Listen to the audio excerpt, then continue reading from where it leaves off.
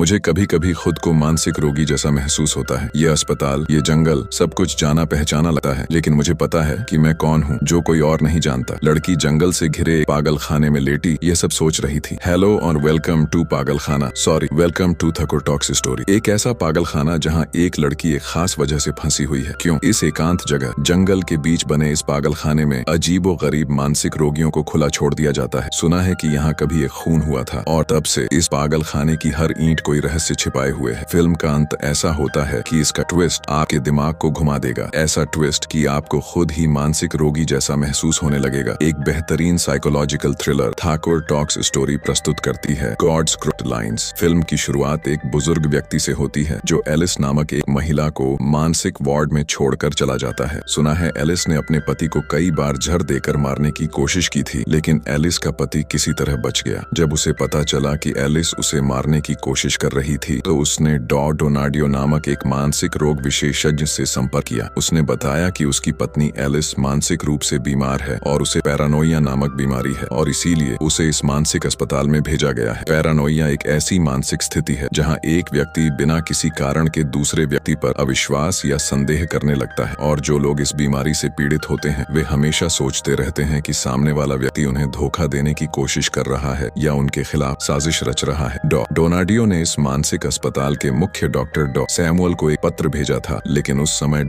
Samuel छुट्टी पर थे, इसीलिए यह पत्र किसी और डॉक्टर ने पढ़ना शुरू किया जिनका नाम रूई पेरिस था। पत्र में लिखा था कि एलिस बहुत चालाक है, वह इतनी चतुराई से झूठ बोल सकती है कि वह सच लगता है और इसीलिए उसे अस्पताल के विशेष अनुभवी डॉक्टरों के पास ही रखा जाए, वरना खतरा हो सकता है। रूई पेरिस एलिस के साथ बैठकर बात करती हैं, कई सवाल पूछती हैं। जब रूई पेरिस उसके पति के बारे में पूछती हैं तो एलिस कहती है, मैंने अपने पति को जहर नहीं दिया, मेरा पति दरअसल मुझे पागल साबित करना चाहता है ताकि वह मेरी संपत्ति हड़प सके। एलिस का व्यवहार शांत था, लेकिन उसकी बातें सुनकर बिल्कुल नहीं लग रहा था कि वह वाकई एक मानसिक रोगी है। एलिस की मुलाकात एक और मानसिक रोग विशेषज्ञ कैस्टेल से होती है।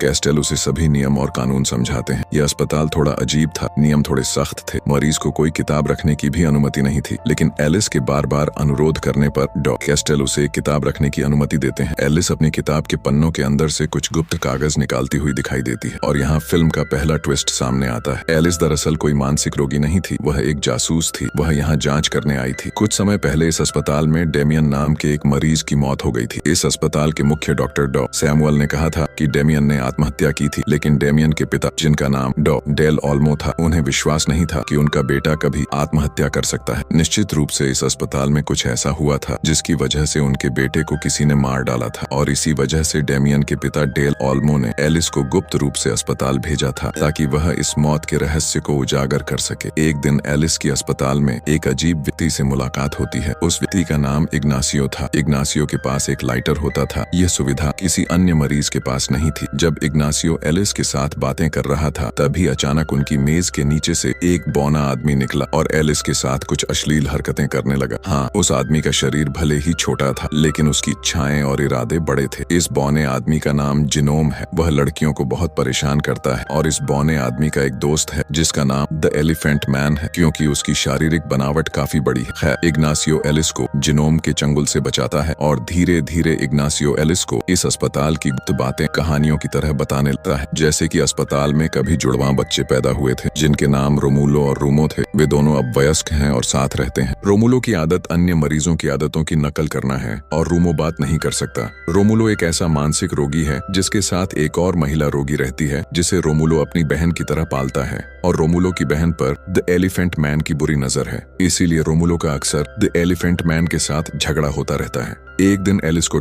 सीजर के पास ले जाया जाता है। सीजर भी उससे बात करके समझ जाते हैं कि एलिस कोई मानसिक रोगी नहीं है। सीजर गलती से एलिस पर चाय गिरा देते हैं। एलिस चतुराई से डॉक्टरों के लिए अलग से बने बाथरूम की चाबी मांग लेती है। सीजर चूंकि उसे एक स्वस्थ इंसान मानते हैं, इसलिए वह एलिस पर विश्वास करके चाबी दे देते हैं। एलिस इस मौके का फायदा उठाकर जानबूझकर बाथरूम में ढेर सारा पानी भर देती है ताकि अस्पताल के कर्मचारी उस बाथरूम की ओर दौड़े। इस बीच एलिस डेमियन की फाइल ढूंढ निकालती है और उसे पढ़कर यह संदेह करने लगती है कि हो सकता है इग्नासियो ने डेमियन को मारा हो। इसी वजह से वह इग्नासियो से पूछने जाती है, क्या वाकई तुमने डेमियन को मारा है? एलिस ने शोध करके पता लगाया था कि डेमियन के हत्यारे को सिजोफ्रेनिया नामक एक मानसिक बीमारी थी। इसलिए एलिस यह जांच करना चाहती है कि क्या यह बीमारी इग्नासियो को है। अचानक बारिश आती है। इग्नासियो अजीब तरह से कांपते हुए बेहोश हो जाता है, जैसे बारिश का पानी वह बर्दाश्त नहीं कर पा रहा हो। इग्नासियो की मानसिक बीमारी दरअसल ऐसी थी कि वह जहां भी पानी देखता था बहुत डर जाता था और इसीलिए अस्पताल में उसे पानी के बजाय शराब पीने की अनुमति दी गई थी। एलिस समझ जाती है कि इग्नासियो ने डेमियन को नहीं मारा है और जब इग्नासियो को होश आता है तो एलिस उसे सारी सच्चाई बताती है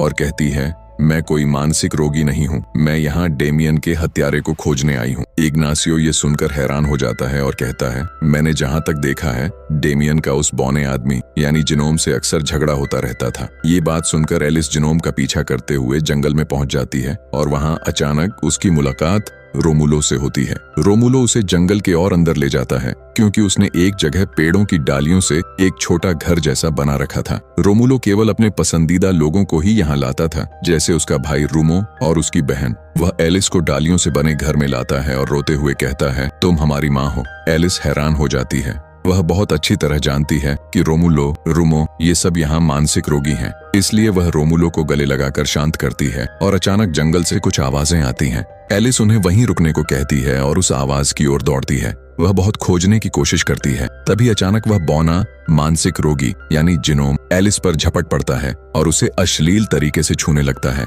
एलिस बेहोश होने लगती है। ऐसे में बौना रोगी एलिस का बलात्कार करने की कोशिश करने लगता है, लेकिन उसे बलात्कार करने से पहले ही कोई आकर इस बौने मानसिक रोगी को पेड़ की डाल से मार डालता है। जिनोम मर जाता है। एलिस को होश आने पर अस्पताल के बिस्तर पर पाया जाता है। एलिस को कुछ याद नहीं रहता कि जिनोम को किसने मारा। तभी उसकी मुलाकात अस्पताल के मुख्य डॉ सैमुअल से होती है।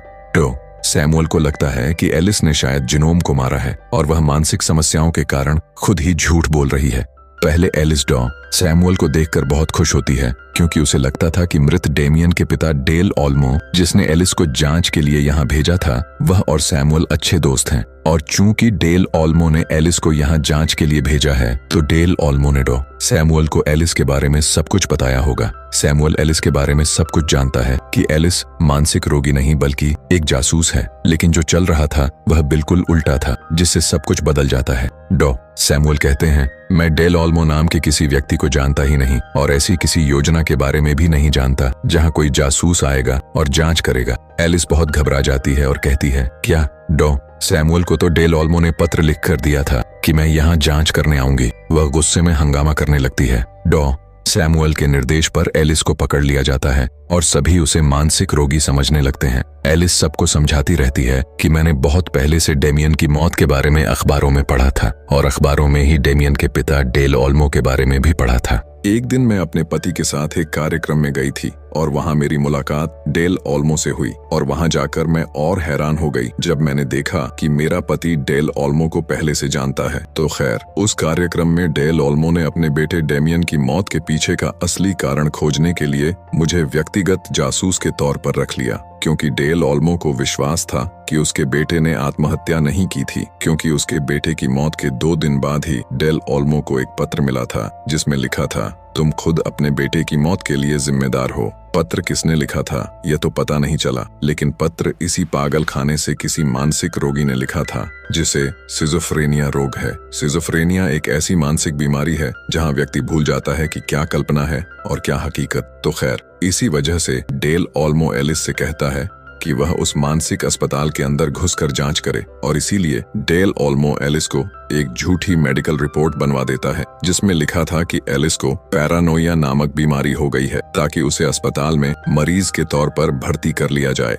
एलिस ने इस जांच के बारे में अपने पति को भी कुछ नहीं बताया और मानसिक रोगी बनकर इस अस्पताल में आ जाती है। इसके बाद एलिस खुद सैमुअल को एक पत्र लिखती है जहां वह खुद को मानसिक रूप से बीमार दिखाती है। मतलब फिल्म की शुरुआत में जो पत्र डॉ रूई पेरेस ने पहले ही पढ़ लिया था वह एलिस ने खुद लिखा था। इसके बाद एलिस अस्पताल आकर डॉ रूई पेरेस से झूठ बोलती है ताकि उसे आसानी से अस्पताल में भर्ती कर लिया जाए। ये सब सुनकर सैमुअल कहता है, मैं तो तुम्हें नहीं जानता, तुम झूठ बोल रही हो और तुम मानसिक रूप से बहुत ज्यादा बीमार हो। बाकी डॉक्टर बहुत ज्यादा भ्रमित हो जाते हैं। वे धीरे धीरे डॉ सैमुअल पर संदेह करने लगते हैं और सोचते हैं कि डॉ सैमुअल एलिस पर अत्याचार कर रहा है। हमें सच्चाई जानने के लिए डॉ डोनाडियो या एलिस के पति से संपर्क करना होगा। सैमुअल उन्हें समझाता है। एलिस को पहले ही पता चल गया था कि उसका पति पैसे ऐंठने की कोशिश कर रहा है। इस वजह से एलिस अपने पति को जहर देकर मारने की कोशिश करती है, लेकिन उसका पति समझ जाता है और एलिस को एक दिन एक शीशी छिपाते हुए देख लेता है। तभी वह पुलिस को बताए बिना डोनाडियो को बुलाता है और एलिस को मानसिक अस्पताल भेज देता है। एलिस एक मानसिक रोगी के अलावा और कुछ नहीं है, और चूंकि एलिस एक मानसिक रोगी है,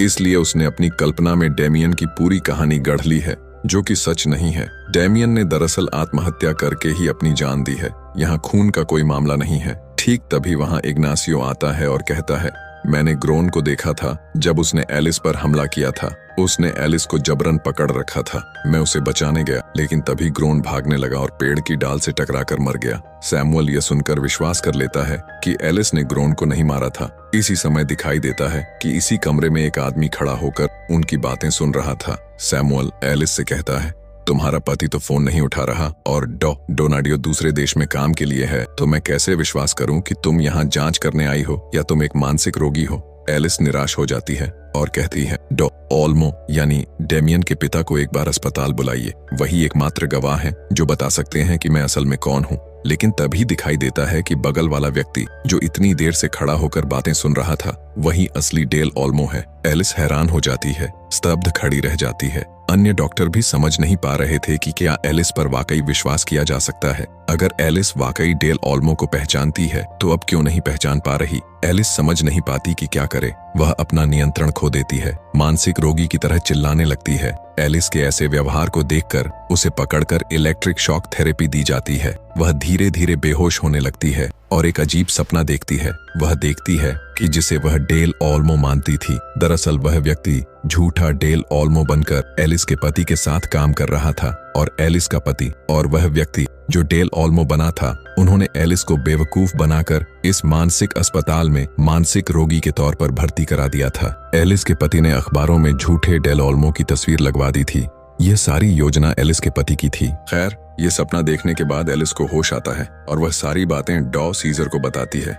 सीजर कैस्टल को जाकर समझाते हैं, हम दोनों को एलिस को बचाना चाहिए। मुझे लगता है कि वह अस्पताल के अंदर फंसी हुई है, वह कोई मानसिक रोगी नहीं है।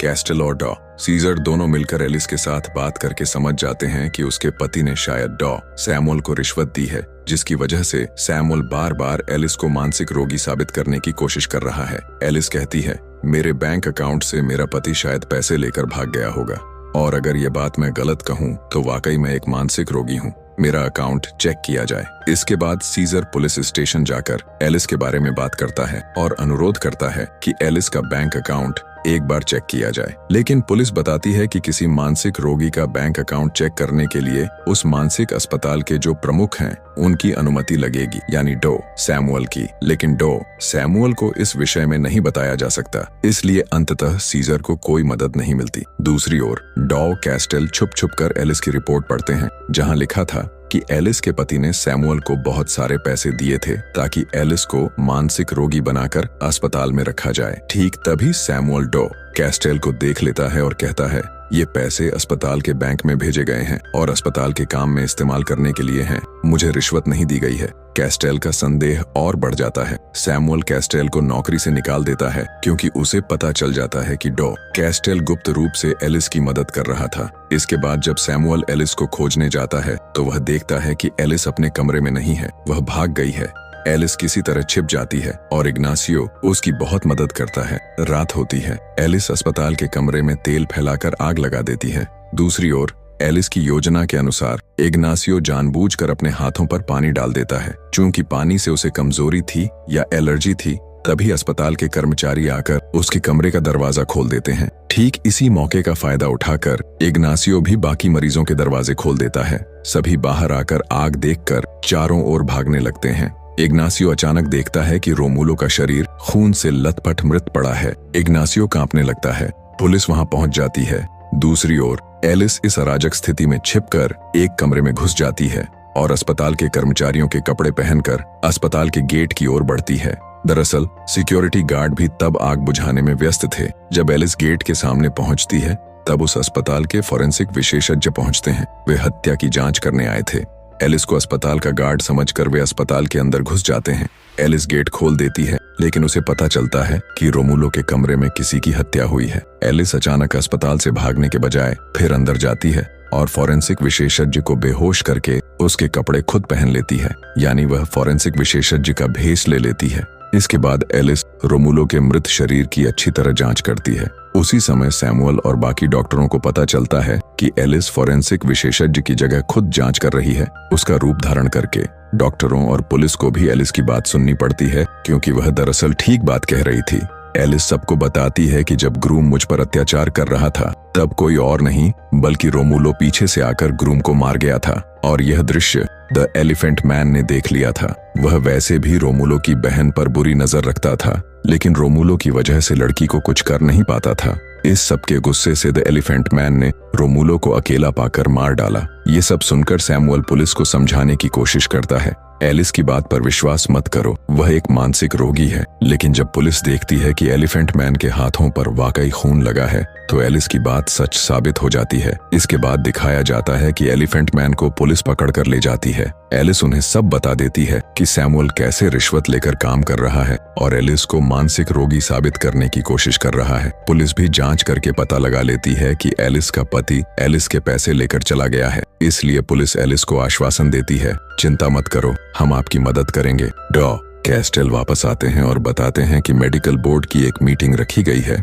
और उस मीटिंग में एलिस को इस अस्पताल से छुट्टी देने का फैसला लिया जाएगा। इसके बाद एलिस को उसकी चीजें वापस दे दी जाती हैं और वह एक बार रोमुलो के भाई रूमो से मिलने जाती है। तब पता चलता है कि दरअसल रोमुलो नहीं बल्कि रूमो मरा था। वास्तव में जब आग लगने के कारण सब व्यस्त हो गए थे, तब रोमुलो अपने भाई रूमो को शांत करने के लिए अपने कमरे में लाकर बिठाए रखा था। इसके बाद जब रोमुलो कुछ देर के लिए रूमो को अकेला छोड़ देता है, तब द एलिफेंट मैन रूमो को रोमुलो समझकर उसे मार डालता है। रोमुलो रोने लगता है क्योंकि वह अपने भाई की मौत के लिए खुद को ही दोषी ठहरा रहा था। मेडिकल बोर्ड की मीटिंग शुरू होती है। सैमुअल, डॉ रुई पेरेस, डॉ कैस्टेल और डॉ सीजर मौजूद थे। एलिस से कुछ सवाल पूछे जाते हैं। डॉ सैमुअल को छोड़कर सभी मानसिक रोग विशेषज्ञ एलिस को अस्पताल से मुक्त करने के लिए राजी हो जाते हैं, लेकिन डॉ सैमुअल अपनी नौकरी छोड़ देते हैं, इस वजह से कि उनके अस्पताल के डॉक्टर कोई भी उन पर विश्वास नहीं कर रहा है। कोई यह मानना ही नहीं चाहता कि एलिस एक मानसिक रोगी है, बिल्कुल कोई स्वस्थ इंसान नहीं।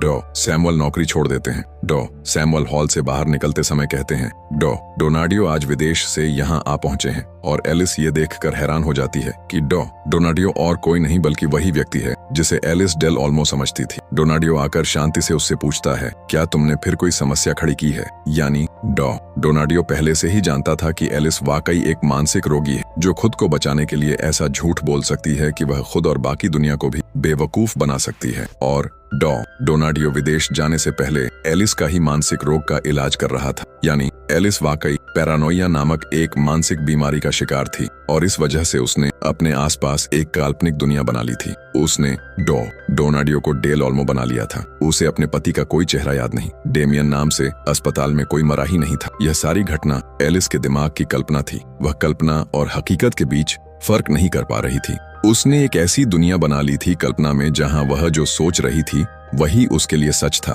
बाकी हकीकत उसके लिए झूठी थी। और इस लास्ट सीन में मैंने बहुत ध्यान से देखने के बाद एक चीज देखी। यहाँ देखो, जब एलिस को दिखाया जा रहा है तो उसके पीछे डॉक्टरों को दिखाया जा रहा है, लेकिन जैसे ही डोनाडियो एलिस से पूछता है, क्या तुमने फिर कोई समस्या खड़ी की है एलिस, दिखाई देता है कि एलिस के पीछे से बाकी डॉक्टर गायब हो गए हैं। यानी जितने भी डॉक्टर एलिस के पक्ष में बात कर रहे थे वे डॉक्टर एलिस के दिमाग की कल्पना के अलावा और कुछ नहीं थे। एलिस सचमुच एक मानसिक रोगी है और उसका इलाज डोनाडियो इतने समय से कर रहे थे। चूंकि डोनाडियो कुछ दिनों के लिए विदेश गए थे, इसलिए एलिस के दिमाग की समस्या और बढ़ने लगी और उसने एक अलग ही काल्पनिक कहानी बना ली, जिस कहानी को वह खुद सच मानती थी और किरदारों को भी सच मान लिया था। तो यह था इस जटिल मूवी का एक्सप्लेनेशन। वीडियो कैसा लगा कमेंट में जरूर बताएं। वीडियो अच्छा लगा हो तो सब्सक्राइब करने को नहीं कह रहा हूँ, बस एक लाइक करके दोस्तों को शेयर कर दें। मिलते हैं अगले वीडियो में, बाय।